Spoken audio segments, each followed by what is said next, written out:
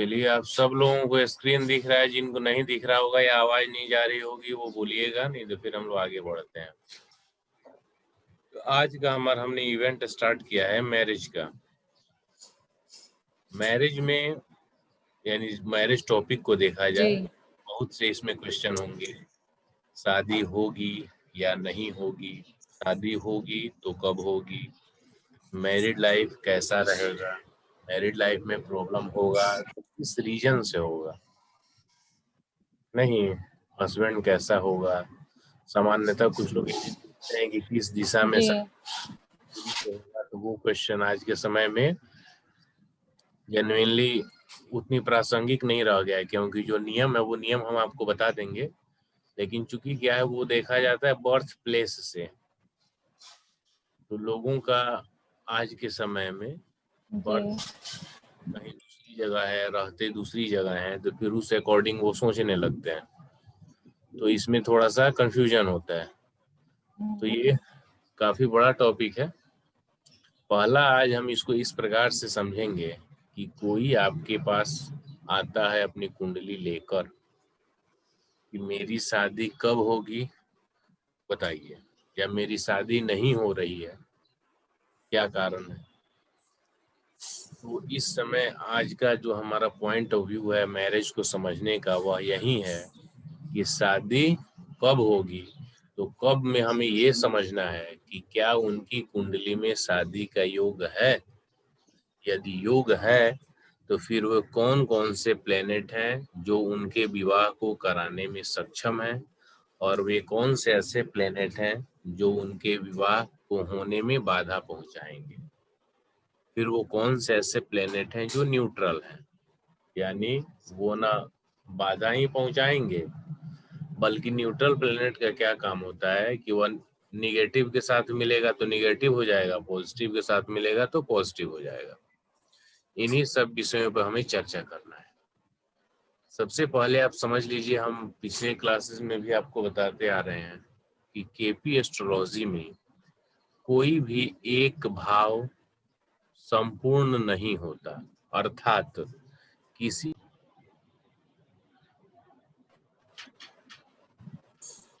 Hello जी sir, आवाज आ रही है ना। चलिए, तो ये मैं कह रहा था कि किसी भी एक घटना को जब देखना हो तो कोई एक भाव पूरी रिजल्ट नहीं बताएगा, उसके लिए सहायक भाव भी होते हैं। यानी मैरिज को देखना है तो विवाह के लिए मुख्य भाव कौन सा हुआ, सातवां। ये 7th हाउस विवाह का सातवां सातवां मुख्य भाव हुआ। सहायक भाव क्या होगा, दूसरा, सेकंड, और साथ ही 11वां। वैसे और सहायक के तौर पे हम लें तो 5वां भी आएगा और 8वां भी आएगा, तो इसके बारे में हम बाद में बात करेंगे। अभी हम सिर्फ 3 भावों को लेके चलते हैं, 2, 7 और 11। ये 3 ऐसे भाव हैं जो विवाह के लिए हम देखते हैं। दूसरा भाव परिवार का होता है, अर्थात जब शादी होगी तो आपका परिवार बनेगा, तो इसलिए दूसरी भाव परिवार का एक सदस्य का बढ़ना, इसका मतलब परिवार का। आवाज आ रही है भाई, परिवार का फॉर्मेशन होना। और 11वां क्या है, विश फुलफिलमेंट का है, यानी आपकी इच्छा। पांडुरंग जी, आपकी तरफ से आवाज आ रही है, माइक ऑफ कर दीजिए। तो ठीक है, चलेगा सर। हेलो, कर लीजिए, आपकी तरफ से आवाज आ रही है। तो हम क्या करेंगे, दूसरा भाव यानी परिवार, 7वां शादी और 11वां इच्छा पूर्ति का। क्योंकि जो आप सोच रहे हैं, जनरली हमने ऐसे भी चर्चा के दौरान आपको बताया होगा, कोई भी काम, काम होना और काम से लाभ होना दोनों अलग अलग बातें हैं। तो इसलिए हमें प्राइमरी स्टेज पर 2, 7 और 11 इन्हीं 3 भावों पर ध्यान केंद्रित करना है।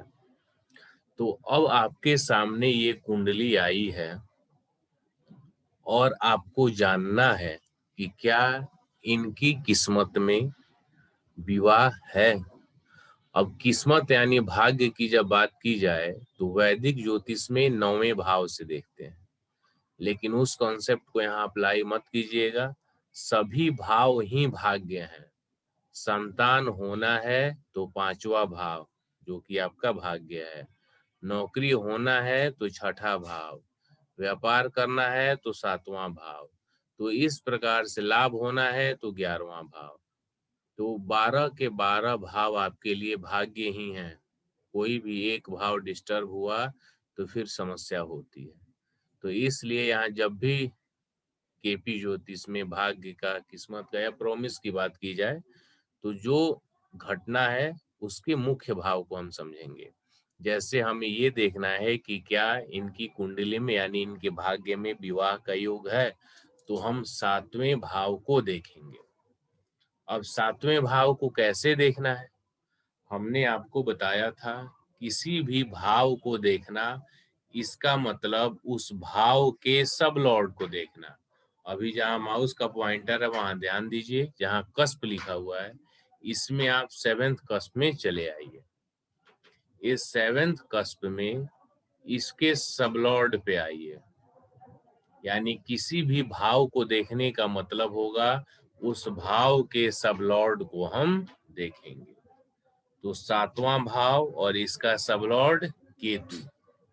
अब आया कि केतु क्या बताएगा, तो केतु बताएगा कि इनके भाग्य में शादी है या नहीं। हम यहाँ से देखेंगे कि केतु क्या रिजल्ट दे रहा है। तो केतु बताएगा कि इनकी शादी होगी या नहीं होगी। केतु का यहाँ देखिए ऊपर में दिख रहा है KET लिखा हुआ है। केतु प्लेनेट लेवल पर 2, जी 3, सर दिख रहा है। 3, 6, 12 बता रहा है। स्टार लेवल पे राहु है 5, 8, 9, 12 बता रहा है। और सब लेवल पे जुपिटर है जो 5, 9 और 12 बता रहा है।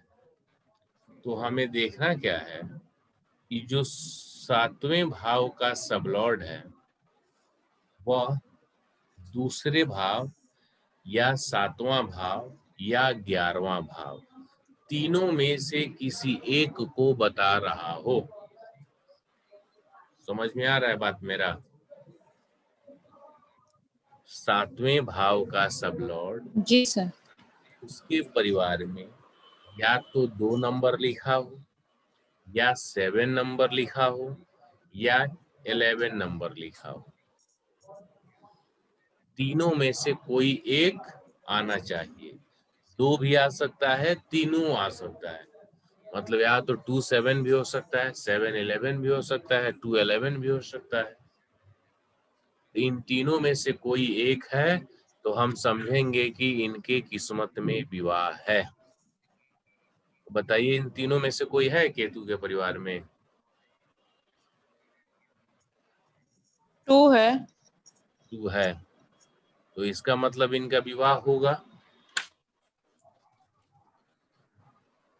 जी होगा या नहीं होगा, क्लियर कुछ बताइए ना।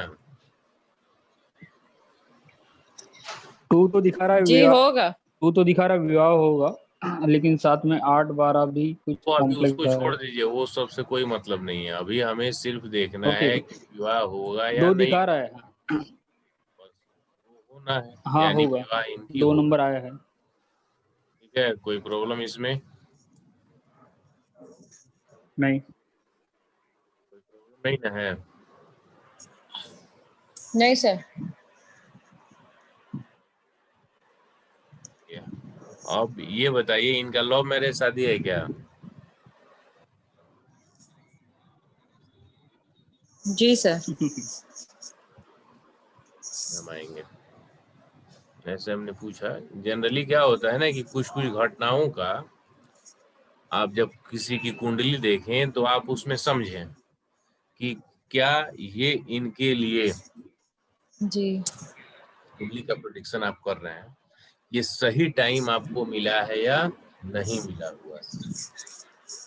तो एक आपने मैरिज का प्रॉमिस वहां से समझा, दूसरा प्रॉमिस समझिए, ये लड़का है ना, जेंट्स है, ये जेंट्स की कुंडली है, जी तो इसके लिए पत्नी का कारक शुक्र होता है।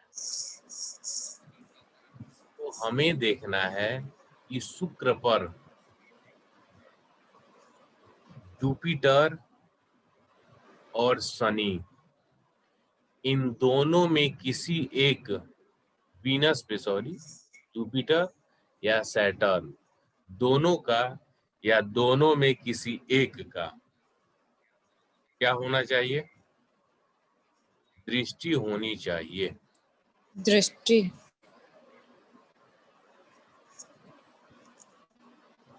क्लियर है?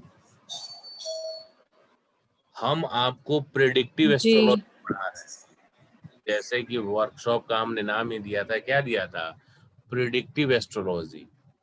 इसका बेस केपी है, लेकिन बाकी भी ज्योतिष की जो अलग अलग ब्रांचेज हैं, उससे भी मैंने नियम को लिया है कि आप आसानी से समझें और अच्छे तरीके से प्रिडिक्शन कर पाए। समझ में आ रहा है ना? तो ये जो मैं आपको बता रहा हूँ, ये केपी का नहीं है।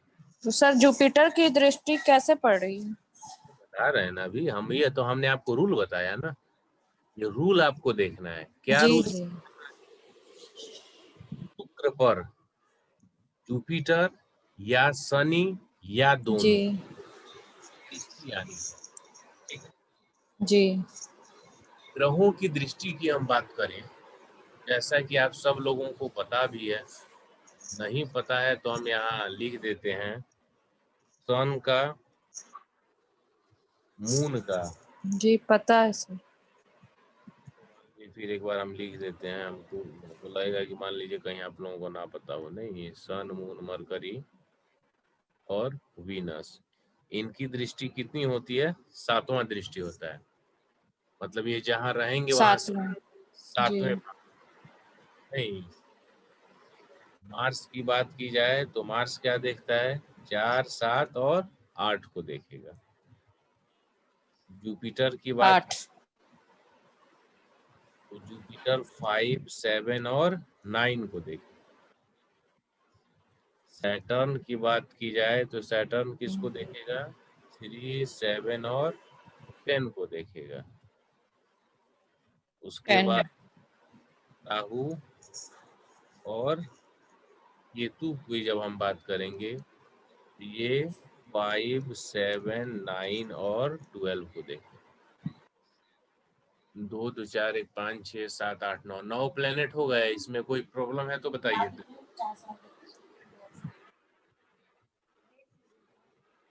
समझ में आ गया ना? जी सर हो गए। राहु और केतु बहुत जगह आपको 12 नहीं मिलेगा, लेकिन 12 हम क्यों लेते हैं, जब उस राहु केतु का सेक्शन जब आएगा तो हम आपको बता देंगे। ठीक है? बाकी आप सब लोग जानते ही हैं, ये चारों जहां होंगे, यानी कुल मिलाकर ये समझिए कि सभी 9 प्लेनेट जहां बैठे होते हैं उससे 7वें को देखते हैं, यानी सभी प्लेनेट के पास 7वीं दृष्टि होती है। ये क्लियर है? मार्स के पास 4 और 8 2 एक्स्ट्रा हो गया, जुपिटर के पास 5 और 9 2 एक्स्ट्रा हो गया, सैटर्न के पास 3 और 10 2 एक्स्ट्रा हो गया, राहु केतु के पास 5, 9 और 12 3 एक्स्ट्रा हो गया। तो अब यहाँ पे सैटर्न जहाँ है, तो यहाँ से देखिए 1, 2 और 3, 3 नंबर तक चला गया, तीसरी दृष्टि आ गई वीनस पे। और जुपिटर जहाँ है, यहाँ से आपको लगेगा कि दृष्टि ये तो यहाँ पे जाएगी 11वें घर में, लेकिन जुपिटर यहाँ पे देखिए रेट्रो है, आर लिखा हुआ है। हेलो, जुपिटर वक्री है, देखिए हाँ ना, सर, जी सर। लिखा हुआ है रेट्रो। आर यानी हाँ रेट्रो यानी वक्री है। समझ में आया? जी वक्री का मतलब क्या हुआ, जी क्या आएगा ना,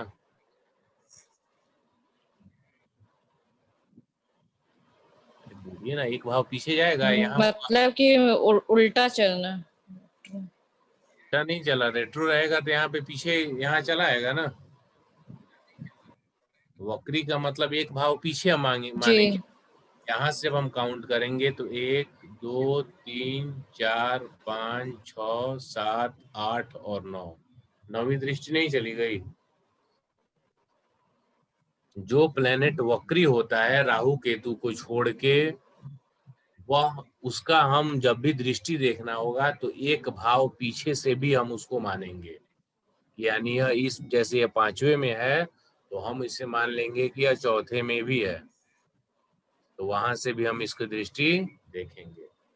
जब हम विवाह के लिए गोचर वाले टॉपिक पे आएंगे तो आप देखेंगे कि राहु केतु कह रहे हैं, सॉरी, गुरु और शनि जब वक्री होंगे तो सबसे जबरदस्त गोचर मैच होता है। ठीक है, तो अभी उस गोचर के टॉपिक को छोड़िए, जी अभी सर। आपको ये समझना है लग्न कुंडली में शुक्र पर जब जुपिटर या शनि या दोनों का दृष्टि हो जाए तो सबसे बेस्ट होता है। तो क्या होगा, बहुत ही जबरदस्त प्रॉमिस लागू होता है। दूसरा, इनकी जो वाइफ है जी डॉक्टर के साथ साथ क्या इंटेलिजेंट है, बुद्धिमान है? जी आपने देखा है या नहीं देखा है मैनेजमेंट स्किल इनका? देखे हैं सर। क्या हाँ बहुत अच्छा है ना? जी चलिए, तो ये दो आपने केपी से और लग्न कुंडली से दोनों के आधार पर विवाह का प्रॉमिस देख लिया कि कुंडली में विवाह होगा या नहीं। यहाँ तक में कोई क्वेश्चन पूछना है तो बताइए, फिर स्टेप की तरफ चलेंगे।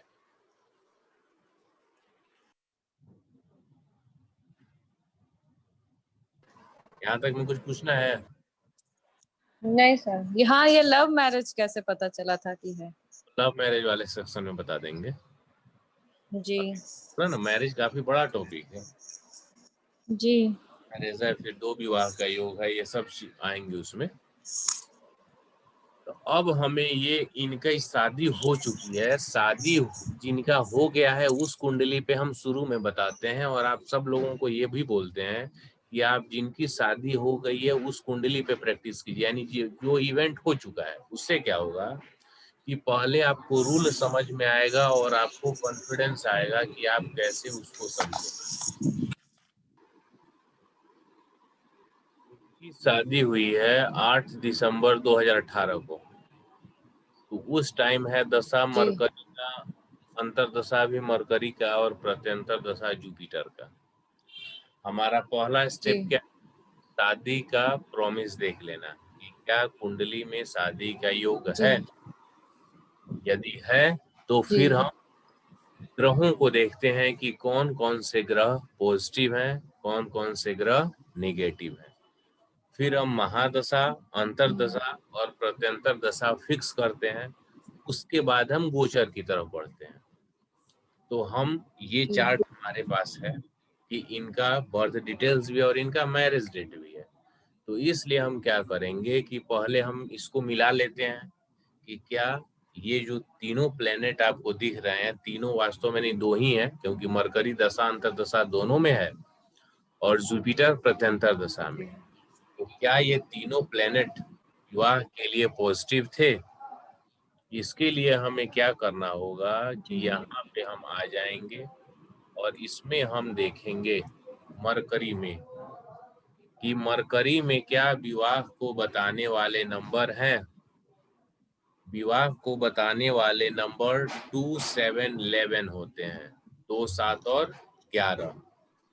और विवाह के तीनों लिए भी है। 2 और 7 यहाँ सब लॉर्ड लेवल पे है और 11 स्टार लेवल पे। लेकिन स्टार विवाह लेवल पे निगेटिव नंबर भी होता है। विवाह के लिए निगेटिव नंबर क्या होता है? विवाह के लिए निगेटिव नंबर होता है 1 6 11 एक, सॉरी क्या चल रहा है टेक्स्ट। विवाह के लिए पॉजिटिव 1 नंबर होता है 2, 7 और 11।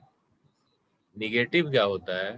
किसी भी भाव से 12वां उसके फल में कमी करेगा तो दूसरे से 12वां क्या होगा? 1, 7वें से 12वां क्या होगा? 6 1 6 और 12 11वें से 12वां क्या होगा? 10 1, 6 और 10। 10 तो 1 10 और 10 तब ही प्रॉब्लमेटिक होंगे जब 6 नंबर होगा, यानी 6 नंबर होगा तभी ये प्रॉब्लमेटिक है। रीजन क्या है?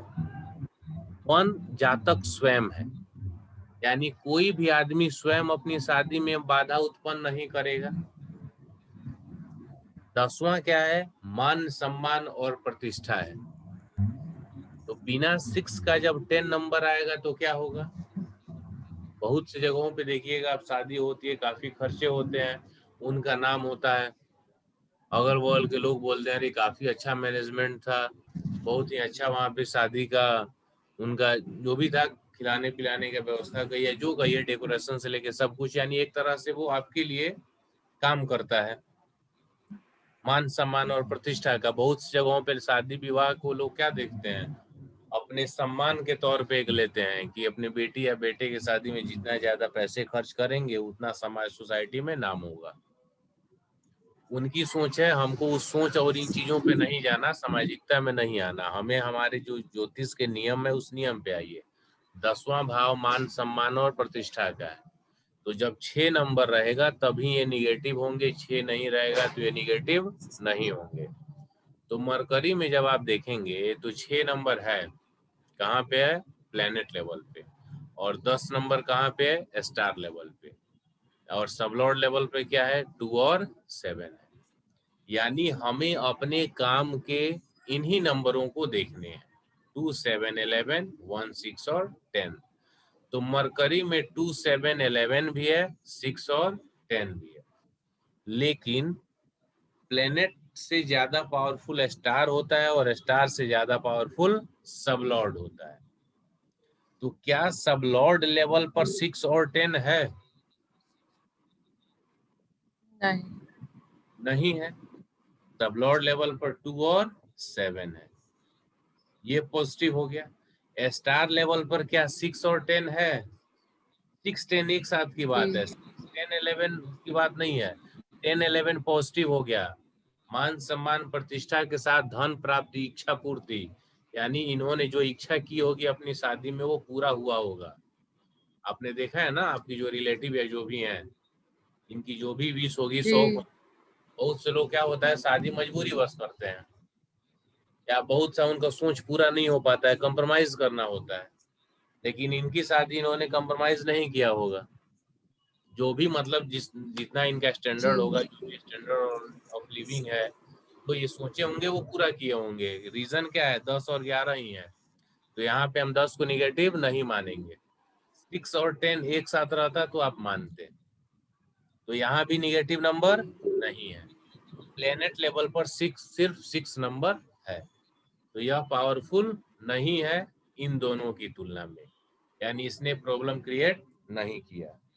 तो ये मरकरी आपके लिए पॉजिटिव है। कोई दिक्कत है यहाँ पे तो बताइए।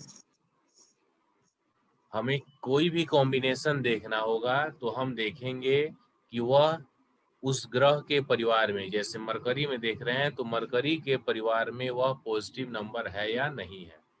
और नंबर पॉजिटिव और नेगेटिव दोनों आपको मिलेंगे, तो हमें ये देखना है कि पॉजिटिव वाला ज्यादा पावरफुल है या निगेटिव वाला। पावरफुल का क्रम कैसे देखेंगे? तो पावरफुल का क्रम देखने के लिए क्या होता है? प्लेनेट से ज्यादा पावरफुल स्टार होता है, और स्टार से ज्यादा पावरफुल सब लॉर्ड होता सब लॉट है ना, प्लेनेट सॉरी जी स्टार और सब होगा ऐसे। एक मिनट यहाँ अभी फिर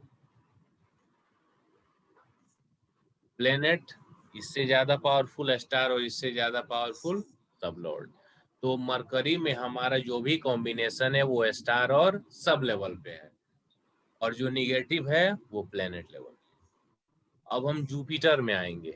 जुपिटर में देखिए 5 9 12 स्टार केतु है 2 3 6 12, यानी एक 2 पॉजिटिव है 6 निगेटिव है। और सब लॉर्ड लेवल पे आएंगे तो 10 और 11, यानी 11 हमारा पॉजिटिव है, 10 को हम विवाह के लिए निगेटिव मान सकते हैं, लेकिन 10 और 11 एक साथ है, 6 और 10 यहाँ रहता तो हम मानते, यानी 10 और 11 को हम यहाँ पॉजिटिव मानेंगे। तो सब लॉर्ड लेवल पे 10 और 11 पॉजिटिव हुआ, स्टार लेवल पे 2 और 6 एक पॉजिटिव और एक निगेटिव, प्लेनेट लेवल पे ना पॉजिटिव है और ना निगेटिव है, दिख रहा है ना। जी जुपिटर की हम बात करें तो 5, 9, 12 प्लेनेट लेवल पे है, हमें इससे मतलब नहीं है। वैसे हम आगे अगली क्लास में आपको बताएंगे कि 5 और 9 भी शादी के लिए पॉजिटिव होता है, 3 भी पॉजिटिव होता है, 12 भी पॉजिटिव होता है, कोई समस्या इसमें नहीं है। यानी उस हिसाब से जब आप देखेंगे ना, तो यहाँ से यहाँ तक आएंगे तो सिर्फ 6 एक निगेटिव मिलेगा, बाकी पूरा पॉजिटिव मिलेगा। समझ में आया? क्योंकि आपने इस रूल को हम जी स्टेप है, तो इसलिए हमने सिर्फ आपको 3 ही कॉम्बिनेशन लेना बताया। शादी के लिए पॉजिटिव 2, 7, 11, निगेटिव 1, 6, 10। धीरे धीरे हम स्टार्ट कर रहे हैं, लेकिन अगले क्लास में जब आप आएंगे तो वहां हम रीजन के साथ बता देंगे। लेकिन अभी तत्काल में ये जान लीजिए कि 5, 9, 12 भी पॉजिटिव है, 2, 3 भी पॉजिटिव है, सिर्फ 6 एक निगेटिव है, बाकी सब पॉजिटिव है। तो उस हिसाब से हम देखेंगे तो जुपिटर पॉजिटिव हुआ कि नहीं। जी 2 मिनट के लिए यहाँ पे आप ये समझ लीजिए कि आपको पता है कि 5 और 9 और 12 भी पॉजिटिव होते हैं। तो उस कॉन्सेप्ट से आप देख लें तो सिर्फ एक 6 नंबर ही आपको निगेटिव मिला, जी बस। बाकी सभी तो पॉजिटिव हैं इसमें। पांडुरंग जी और विजय जी, कोई दिक्कत है तो इसमें बताइए। नहीं सर, कोई दिक्कत नहीं है, समझ में आ गया। हमने यहाँ पे आपको प्रोसेस ये बताया है। अब आप ये मत सोचिएगा कि हमने 2, 7, 11 लिखा तो आप कुंडली खोलेंगे एकदम 2, 7, 11 एक साथ एक लाइन पे दिख जाएगा, कोई समस्या नहीं। हर एक जातक उसका बर्थ डिटेल्स यूनिक होता है, जातक यूनिक होता है, तो सेम टू सेम नंबर आप सोचेंगे तो ऐसा नहीं मिलेगा। आपको उसको नहीं, वो समझना तो होगा, चेंज होते आपको रहेगा। उसको रिलेट करना होगा, ठीक है ना। और ये फर्स्ट क्लास है तो इस टाइम ओके। पूरे नियम एक साथ नहीं आ सकते हैं। नियम तो स्टेप बाय स्टेप ही हम चलेंगे और समझेंगे। तो यहाँ इसमें जो हमें हाँ देखना था कि क्या मरकरी और जुपिटर जिस समय इनकी शादी हुई ये दोनों पॉजिटिव थे। तो जब आप देखेंगे तो कुल मिलाकर मरकरी में भी सिर्फ एक 6 ही नंबर निगेटिव है, बाकी सभी नंबर विवाह के लिए पॉजिटिव है। जुपिटर में भी आएंगे तो सिर्फ एक 6 ही निगेटिव है, बाकी सभी पॉजिटिव है। तो कुल मिलाकर दोनों पॉजिटिव हुए या नहीं हुए। यहाँ पे सिर्फ हो एक गए। 6 निगेटिव है, बाकी 1, 2, 3 और 2, 5 और फिर यहाँ 3, 8, यानी 8 नंबर पॉजिटिव है और एक निगेटिव है। बहुमत की भी बात करें तो 5 और 4 बहुमत हो गया कि नहीं। 5 आदमी एक तरफ है, 4 आदमी एक तरफ है, तो 5 वाला ही विजयी हो गया। समझ में हाँ आया? और आप ये सोचें कि 6 नंबर कंप्लीटली ना हो तो 6 नंबर धन का है, नौकरी का है, तो जातक की जिसकी शादी होगी वो नौकरी नहीं करता है, पैसे नहीं आता है। ये मत सोचिएगा जो एक भाव एक घटना के लिए निगेटिव होता है दूसरे के लिए पॉजिटिव हो जाता है, ठीक है। जी सर। समझ में आ रहा है या नहीं आ रहा है? कहीं कोई दिक्कत है, कंफ्यूजन है, बोलिए। फर्स्ट आ रहा क्लास है, समझ। आज नहीं बोलिएगा फिर बाद में समझ में नहीं आएगा, बेस इसी पे डिपेंड है। विजय जी बताइए। हाँ सर, ठीक है सर। कोई भी दिक्कत और कंफ्यूजन नहीं होना चाहिए। सर ग्रह का पॉजिटिव निगेटिव कैसे देखेंगे, एक बार बता दीजिए। हर एक घटना के लिए कोई ना ग्रह पॉजिटिव होता है ना कोई ग्रह निगेटिव होता है, उसमें जो कॉम्बिनेशन होते हैं उसे देखना है। जैसे हम मैरिज टॉपिक पढ़ रहे हैं तो मैरिज के लिए आपने देखा कि 2, 7, 11 शादी के लिए पॉजिटिव भाव होते हैं, यानी ये शादी में सहायता करते हैं। 1, 6 और 10 निगेटिव भाव होते हैं, यानी शादी होने में समस्या उत्पन्न करते हैं, या शादी के बाद जब किसी दशा अंतर जी दशा में आते हैं तो उस टाइम भी ये प्रॉब्लम क्रिएट करते हैं। लेकिन हमने आपको बताया जी कि जब शादी की बात करेंगे तो सिर्फ 6 नंबर सबसे ज्यादा प्रॉब्लमेटिक होता है। रीजन क्या है जी कि 7वें का कंप्लीट 12वां है, जब 6 रहेगा तभी 1 और 10 को हम निगेटिव में काउंट करेंगे। 6 नहीं रहेगा तो 1 और 10 को निगेटिव में काउंट नहीं करना है। ठीक है, जी कोई दिक्कत है तो बताइए। तो अब यहाँ पे चूंकि नहीं 9, सर। इन 9 ग्रहों में हमें देखना है।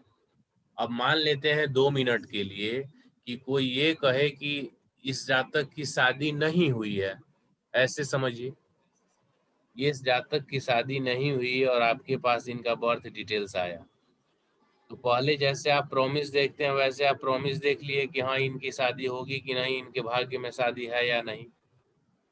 तो अब हमें क्या करना है, देखना है कि हाँ इनकी शादी कब होगी। तो मान लीजिए जैसे ही इस समय 2020 चल रहा है और इसी टाइम आज ही मान लीजिए आपने मुझे बर्थ डिटेल्स दिया कि सर इनकी शादी कब होगी, तो हम क्या करेंगे, हम देखेंगे कि महादशा कौन सी चल रही है, मरकरी की जो 2034 तक है। तो मैरिज का जब प्रॉमिस है और मरकरी 2034 यानी 14 साल है, तो हम सबसे पहले महादशा को चेक कर लेंगे कि भाई जी क्या महादशा पॉजिटिव है इनके लिए। तो महादशा मरकरी में चेक करेंगे। अभी अब 2 मिनट के लिए आप लोग भूल जाइए कि इनकी शादी हो चुकी है, अभी आप समझिए कि इनकी शादी नहीं हुई है। तो हमने मरकरी को देखा, तो क्या मरकरी पॉजिटिव लग रहा है आप लोगों को या नहीं लग रहा है, क्लियर बताइए। 3 6 12 नहीं। लग रहा है सर। क्या मरकरी का मतलब पूरे को देखना है ना। लग रहा अच्छा तो लग रहा है। अभी तुरंत कुछ देर पहले हम आपको बताया पॉजिटिव आ गया, आपको ये नहीं है। नहीं बताइए, हाँ ठीक है, 3 6 12 खाली देखे तब बोले। पूरे को देखना है। अभी वर्तमान में इनकी बुध की महादशा है और शुक्र की अंतर्दशा है। तो जब हमने देख लिया है कि महादशा स्वामी पॉजिटिव है, तो फिर अंतर्दशा 2023 तक है यानी 3 साल का है ना, तब हम जी शुक्र को देखेंगे कि क्या शुक्र में पॉजिटिव नंबर है। वीनस में देखिए यहाँ पे, बताइए आप ही लोग बताइए। जी है। साथ है, साथ में 2 साथ स्टार लॉर्ड सॉरी प्लैनेट में भी और सब लॉर्ड में भी 2 साथ है, मतलब पॉजिटिव है। पॉजिटिव है तो हाँ। ये दोनों पॉजिटिव हो गया। उसी तरह भी सभी प्लेनेट को ही एक बार देख लीजिए, क्या शादी के लिए केतु पॉजिटिव है। हम्म, हाँ केतु भी पॉजिटिव है। सन को 2 देखिए, साथ 5 12 जी है। वैसे सन के लिए डायरेक्ट शादी का जैसे आप मिला रहे होंगे ना 2 7 11, तो वैसे देखिए 2 यहाँ है ही, 11 यहाँ है ही। और जी लव मैरिज के लिए काफी फेवरेबल है। वो लव मैरिज वाला टॉपिक जब आप पढ़ेंगे तो उसमें आएगा, यानी सन भी फेवरेबल है। मून को देखिए, मून बताइए। 7 नंबर इसमें भी इंडिकेट हो रहा है, 2 और 7 नंबर भी इस सब लॉर्ड पे इंडिकेट हो रहा है, मतलब है पॉजिटिव है। 5 9 वे पूरे को देखेंगे ना, एक को मत देखिए, पूरे को देखिए, उसके पूरे परिवार को देखना है, वीनस तक। जी 2 है। और 7 है। मार्स को देखेंगे, मार्स में भी 1 8 11 5 9 12 10 11 है पूरा। हाँ राहु को देखेंगे, राहु भी है। हाँ ठीक है, वैसे राहु में क्या होगा कि 11 नंबर नहीं है, तो राहु थोड़ा सा प्रॉब्लम क्रिएट कर सकता है लव मैरिज के लिए, अंतरजातीय विवाह के लिए, या अनमैच्ड शादी के लिए। इन सब के लिए राहु पॉजिटिव है। जो हम बता रहे हैं उसको ध्यान से समझिएगा, रीजन आगे मिलेगा। राहु की जो कंडीशन इस कुंडली में है, ये कब पॉजिटिव है, जब लव मैरिज करना हो, यानी अपनी इच्छा से, परिवार की इच्छा के खिलाफ। अनमैच्ड शादी, अनमैच का मतलब है कि लड़का 20 का है, लड़की 30 की है, 10 साल का डिफरेंस हो, या लड़का 30 की है, लड़की 20 की, या डिफरेंस को ऐसे समझिए दोनों का सोसाइटी, एक एकदम हाई प्रोफाइल है, दूसरा एकदम लो है, या दोनों का सोच, एक पूरब एक पश्चिम, समझ रहे हैं ना, यानी किसी भी प्रकार से दोनों में कोई मैच नहीं हो, कोई समानता नहीं हो, वैसी शादियों की जब हम बात करेंगे तो उसके लिए राहु पॉजिटिव है। लेकिन सामान्य ऐसे हम जो शादी है अरेंज मैरिज की बात कर रहे हैं, तो उस स्थिति में राहु पॉजिटिव नहीं है। फिर जुपिटर को देखेंगे तो जुपिटर पॉजिटिव है। कमोबेश दोनों में देखेंगे तो राहु और जुपिटर में लगभग एक जैसे ही नंबर है, लेकिन जुपिटर इसलिए पॉजिटिव हो जा रहा है कि इसके सबलॉर्ड लेवल पर 11 नंबर आ जा रहा है, लेकिन राहु में नहीं आ रहा है। सैटर्न को जब हम देखेंगे तो सैटर्न भी पॉजिटिव है और मरकरी तो पॉजिटिव है ही। कोई दिक्कत है तो बताइए इसमें। नहीं सर। तो अब हम क्या करेंगे, महादशा हमने फिक्स कर लिया, जो अभी महादशा चल रहा है मरकरी का 2034 तक, यानी महादशा मरकरी क्लियर है। उसके बाद अंतरदशा शुक्र का चल रहा है 2023 तक, ये भी क्लियर है। अब उसके बाद हम क्या करेंगे, प्रत्यंतर देखेंगे। तो बुध की महादशा, शुक्र की अंतरदशा, शुक्र का प्रत्यंतर 12 दिसंबर तक है। तो अभी जब हमारे पास जातक आए रहेंगे तो हम पूछेंगे टाइमिंग ऑफ इवेंट कब देखते हैं, जब वो आदमी हमारे पास आया हो घटना जानने के लिए। तब यदि उन्होंने कहीं देखा ही नहीं है, कहीं रिश्ता ही तय नहीं हुआ है, तो इस स्थिति में हम इस 12 दिसंबर वाले टाइम को छोड़ देंगे, क्योंकि 12 दिसंबर के बाद फिर 15 जनवरी तक खरमास होता है, शादी विवाह होना ही नहीं है। शादी के लिए आपको पता भी होना चाहिए कि क्लाइंट जहाँ से आया है उसके क्षेत्र में, उसके अपने समाज में शादियां कब होती हैं, इसकी भी जानकारी होनी चाहिए। फिर उसके बाद सूर्य की प्रत्यंतर रहेगा जो 2 फरवरी 2021 तक रहेगा। यदि जनवरी में 15 जनवरी से लेके और 2 फरवरी के बीच में यदि आपको लग रहा है, उनके यहाँ पता कर लीजिए कि लगन है, उस बीच में वो लोग शादी करते हैं तो सही है, नहीं तो इसको भी आप स्किप कर जाइए। उसके बाद चंद्र आएगा जो 28 अप्रैल 2021 तक रहेगा, और फिर साथ में मंगल है जो 28 जून 2021 तक रहेगा। यानी प्रत्यंतर में आप चंद्र और मंगल को लेंगे और इसी दोनों में हम गोचर फिक्स करेंगे। गोचर जब आप आगे पढ़ेंगे तो पता चल जाएगा। यानी महादशा, अंतरदशा और समय के अनुसार प्रत्यंतर दशा हम लेंगे। जैसे कोई प्रत्यंतर आपको जुलाई से सितंबर के बीच में आए, तो जुलाई से सितंबर के बीच शादियां जनरली नहीं होती हैं, तो वहाँ गोचर मैच करके भी आप क्या करेंगे, शादी होगा उसमें? नहीं सितंबर क्या अक्टूबर में भी शादियां नहीं होती हैं? जी, नवंबर दिसंबर में। 4 महीने का समय ऐसे ही छोड़ देंगे।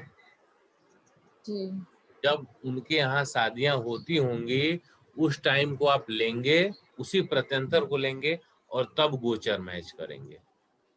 जिस डेट पे गोचर मैच हो जाएगा तो फिर हम बता देंगे कि यही समय है, 2 दिन आगे या पीछे शादी उनकी हो जाएगी। गोचर का टॉपिक छोड़ दें तो महादशा, अंतर और प्रत्यंतर, ये तीनों का कॉन्सेप्ट समझ में आया या नहीं आया? जी आगे। पांडुरंग जी, विजय जी, बताइए आप लोग।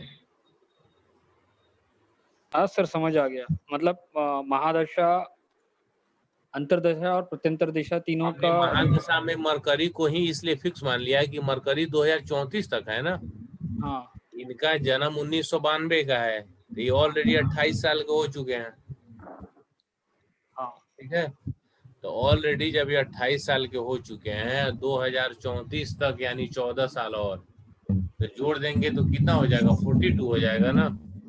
तो 42 के बाद थोड़ी शादी होगी।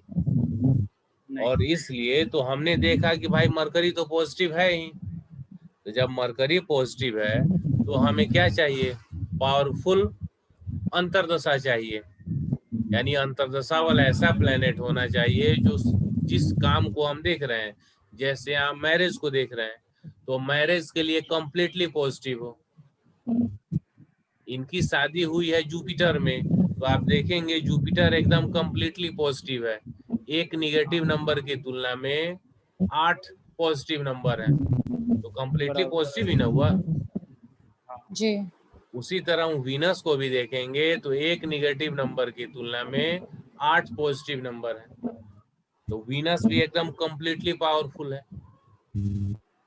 वीनस की प्रत्यंतर में भी शादी हो जाएगी, लेकिन हमने क्या माना कि अब तक यदि शादी इन्होंने कहीं फिक्स नहीं हुआ है, रिश्ता नहीं हुआ है, तो शादी में कई सारे अरेंजमेंट से लेके सब कुछ करने होते हैं। तो उस अनुसार हमने इस समय को स्किप किया, लेकिन ऐसा मतलब नहीं है कि नहीं हो सकता है। बहुत से ऐसे भी लोग आएंगे कि क्या बताइए, ऐसे बातचीत चल रहा है हमारा इस जगह पे, क्या समय ऐसा बन रहा है, लोग ऐसे भी तो आएंगे आपसे राय लेने के लिए, पूछने के लिए, तब हम जी उसका पिक्चर मिला के देख लेंगे। 27 दिसंबर का होगा तो शादी हो जाएगी। समझ में आ रहा है या नहीं आ रहा है? जी सर, आ रहा। यानी महादशा और अंतरदशा ये क्लियर है, जी प्रत्यंतर वाला और गोचर। तो प्रत्यंतर निर्भर करेगा कि आपके यहाँ शादी कब हो रही है। अब कई आदमी आपके मन में ये भी विचार हो सकता है कि हम एग्जैक्ट ऐसे कुंडली हमारे सामने आए और हम देखते ही बता दें कि हाँ इस साल इस महीने में इस डेट को आपकी शादी हो जाएगी। कुंडली समय काल और परिस्थिति पर निर्भर करता है। अपनी इंडिया में ही आजादी के समय, उससे 10, 20, 30 साल आगे पीछे भी बहुत से जगह पे संविधान बनने के बाद भी लोगों में जागरूकता नहीं थी, शिक्षा नहीं गया था। 8 साल, 9 साल, 7 साल, 10 साल की उम्र में शादी होती थी या नहीं होती थी? जी, होती थी सर। होता था ना। अपने घर परिवार में अगल बगल जब हम लोग पूछेंगे तो हमसे 2-3 पीढ़ी पहले पता चल जाएगा आपको। जैसे हमारे ग्रैंडफादर का या उनके फादर का आपको पता चलेगा कि जब ये लोग पढ़ते थे या पढ़ाई उतनी नहीं भी थी, 8 साल या 9 साल की उम्र में शादी हो गया था। लेकिन आज के समय में 8 साल की उम्र की व्यक्ति की कुंडली आपके पास आए, 8 साल के लड़का या लड़की का, तो आप उसका शादी देखिएगा। कॉमन सेंस की बात है या नहीं है? क्लियर बताइए। जी सर। बहुत से लोगों का ये क्वेश्चन होता है कि हम तुरंत कुंडली देख के क्यों नहीं बता सकते हैं? क्यों, कैसे बता देंगे? एक भाव कई सारे रिजल्ट को देता है। एक भाव, जैसे 7वें भाव की ही बात करें तो 7वां भाव क्या है? पार्टनरशिप का भी है, व्यापार का है, बिजनेस स्टडीज वाले पढ़ाई का भी है। यानी बैंकिंग का, कॉमर्स से रिलेटेड या कोई भी बिजनेस स्टडीज की पढ़ाई करते हैं, उसमें भी 7th हाउस है। 7th हाउस प्रतिद्वंदी का भी है। तो क्या उसके रिजल्ट आपको नहीं मिल रहे होते हैं? एक भाव बहुत से रिजल्ट को देता है। और जी इसका मतलब यह नहीं है कि जब भी आप 7वां भाव देखें विवाही होगा। एक बार शादी हो गई, क्या अगली दशा आएगी जिसमें 7 रहे तो फिर उसका विवाह हो जाएगा? पॉसिबल नहीं ना है। नहीं। और दूसरी बात है कि हम जब कुंडली देखेंगे तो साथ ही साथ अपने क्लाइंट के बैकग्राउंड को भी देखेंगे। वह किस धर्म से भी आ रहा है, क्या उसके यहाँ वो किस क्षेत्र से आ रहा है। क्षेत्र से मतलब है बहुत जगह ऐसे भी हैं, बहुत सी ऐसी भी जातियां भी हैं जिनके यहाँ संविधान बनने के बावजूद भी, जैसे संविधान क्या कहता है कि लड़कियों की शादी 18 साल और लड़कों की 21 साल की उम्र में, इससे पहले नहीं करना कानूनन अपराध है। फिर भी ऐसे जब धरातल पे आइए तो पता चल जाएगा आपको, 15 साल 16 साल की उम्र में आज भी बहुत सी जगहों पे शादियां होती हैं। समझ में आया? जब 15 और 16 में जी शादी हो रही है तो जब वह गार्जियन आया रहेगा आपके पास 16 साल की उम्र की लड़की की कुंडली लेके और शादी के लिए, उसके सबकॉन्शियस में एक्टिव है कि हमें अपनी बेटी की शादी करना है। वह देख भी रहा है, ढूंढ भी रहा है, और उसके परिवेश में वह हो भी रहा है। तो इस स्थिति में आप वहां उसकी कुंडली से शादी का समय ढूंढेंगे, देखेंगे। और बहुत से ऐसे परिवार हैं जो 22 साल और 24 साल की लड़की और लड़की की कुंडली लेके आपके पास आएंगे उनके कैरियर को जानने के लिए। यानी उनके पास अभी 22-24 शादी का कोई मतलब ही नहीं है, वो 30 के बाद ही सोच रहे हैं, 30+ उसके बाद शादी। तो उस हिसाब से आपको काम करना है। जो मैं प्रैक्टिकल अप्रोच आपको समझाना चाह रहा हूँ, इस बात को समझिए, डिफरेंस को समझिए। आप ऐसे ही जी किसी सर। लेके कुछ भी नहीं बक सकते हैं, ये है वो है, ऐसे है वैसे है। एक भाव के बहुत सारे रिजल्ट होते हैं और उसके रिजल्ट मिलते भी होते हैं। ये आवश्यक नहीं है 50 साल की उम्र में भी लोगों की शादी होती है, नहीं होती है। कैरियर के जी, चक्कर आजकल तो कर ही रहे हैं। अब तो एकदम नॉर्मल है। जो हाई सोसाइटीज हैं उनमें 30 इयर्स में शादी होना उनके लिए नॉर्मल घटनाक्रम है।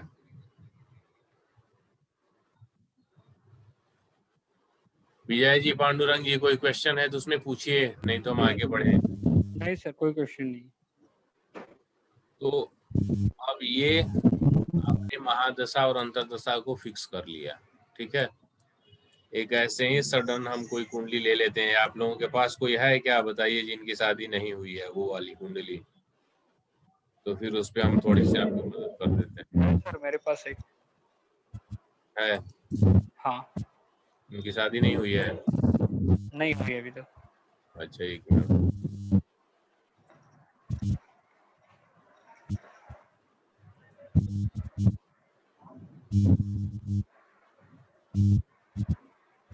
चलिए बताइए। सर और अब ये कैसे नेक्स्ट में जानेंगे, कैसी रहेगी, चलेगी कि नहीं शादी, ये सब? वो आगे मिलेगा, मैरिड लाइफ में, वो अगला टॉपिक है।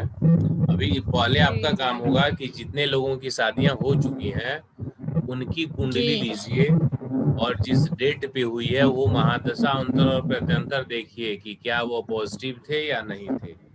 उसमें भी जी बहुत बार आपको कंफ्यूजन मिलेगा।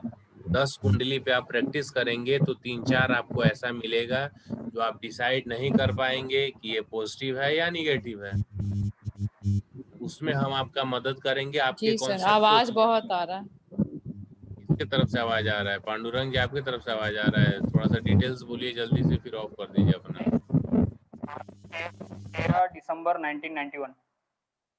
13 दिसंबर 1991। 23:30। टाइम बताइए। टाइम बता रहा हूँ, रात के 11:30 बजे, 23:30, और प्लेस है रत्नागिरी, खेड़, महाराष्ट्र। रत्नागिरी।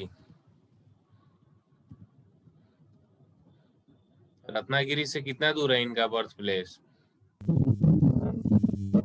रत्नागिरी से 8 किलोमीटर, शायद 7-8 किलोमीटर।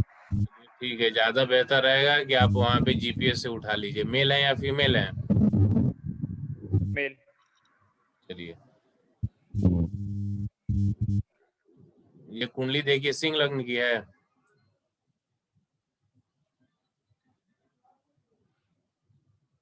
हेलो पांडुरंग जी, कुंडली सिंह लग्न की है? लग्न की। ठीक है ना ये? हाँ सर। चलिए, तो अपना माइक आप म्यूट कर लीजिए। बहुत आ रहा है, पांडुरंग जी ऑफ कर दीजिए, ठीक है, म्यूट कर दीजिए। आइए देखते हैं 7वें का सबलॉर्ड हम देखेंगे। तो 7वें का सबलॉर्ड देखिए मरकरी है। मरकरी है। मरकरी देखिए क्या बता रहा है। 2 4 11 5 6 7 1 5 8 विवाह के नंबर हैं इसमें। सर शादी वही तो, मरकरी कहाँ बता रहा है? नहीं बता अब रहा है। दिखा। हाँ अब दिख गया सर, बता रहा है। पॉजिटिव है ना?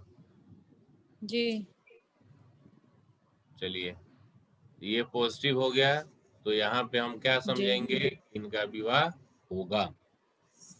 जी अब हम देखेंगे कि जो प्रेजेंट में इनकी महादशा चल रही है, क्या वह महादशा पॉजिटिव है?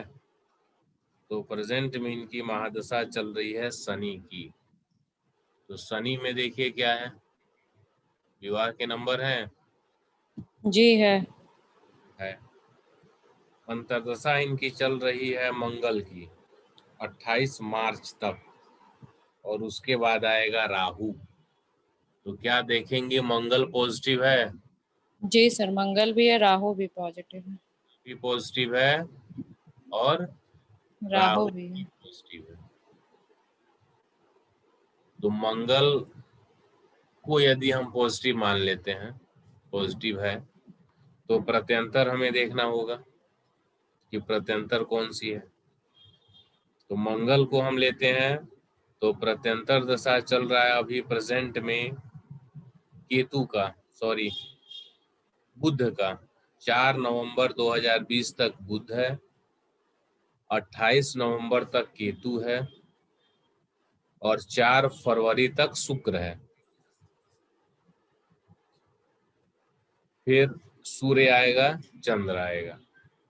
तो शनि और मंगल ये 2 क्लियर हो गए। जी प्रत्यंतर है, तो अभी यदि मान लीजिए कुंडली हमारे सामने अभी आई है, यानी अक्टूबर महीने में, और इस टाइम तक शादी का उनसे पूछा जाएगा, कहीं आपने देखा कुछ बातचीत हो रही है?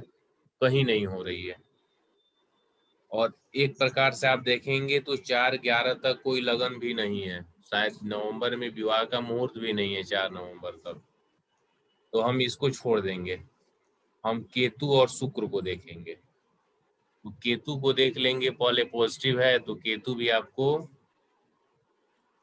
पॉजिटिव ही मिलेगा। जी और शुक्र देखेंगे तो शुक्र भी पॉजिटिव मिलेगा। जी केतु और शुक्र इन दोनों में किसी एक को, पहले केतु हम प्रत्यंता रखेंगे, उसके बाद हम गोचर का नियम चेक करेंगे, उसके बाद हम शुक्र रखेंगे और उसके बाद हम चेक करेंगे। दोनों में जिससे ज्यादा बढ़िया गोचर का नियम मैच हो जाएगा, उसके बाद शादी का डेट हम बता देंगे। समझ में आया? जी। 23 में।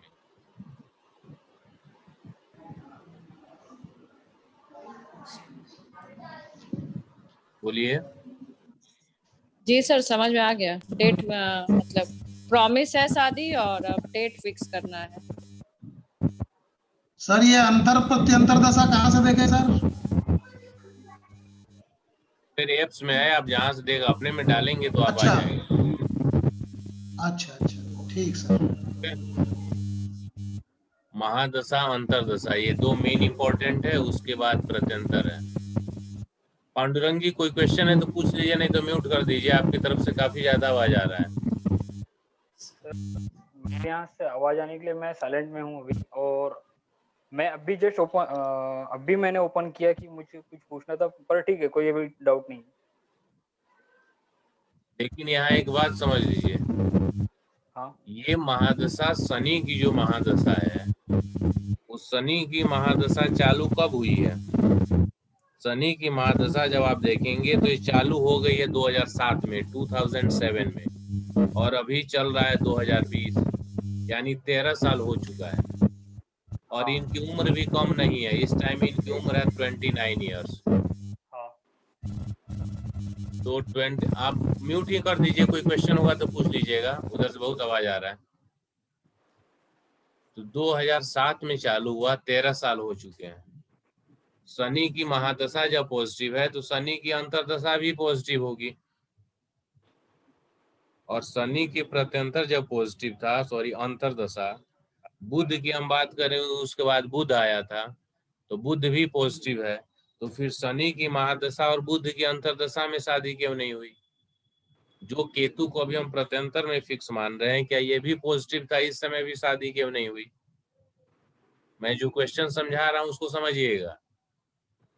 मेरे कहने का मतलब है कि हमने ये कुंडली देखा और कहा कि शनि महादशा पॉजिटिव है 2026 तक, फिर हमने अंतरदशा देखा तो शनि की महादशा तो 2007 से है, तो फिर उसमें शादी क्यों नहीं हुई? महादशा में शनि की अंतरदशा जब थी तो वो भी पॉजिटिव थी, उस टाइम भी शादी होनी चाहिए थी। शनि अंतर के बाद मरकरी का अंतरदशा आया जो 7वें का लॉर्ड भी है, फिर भी शादी नहीं हुई। आखिर रीजन क्या है?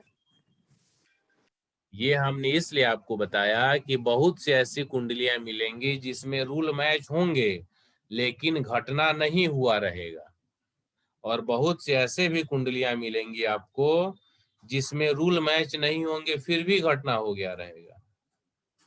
और इसी को आपको इस प्रिडिक्टिव एस्ट्रोलॉजी में सीखना है।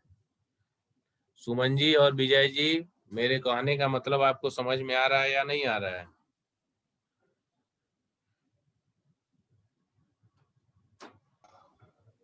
हाँ सर।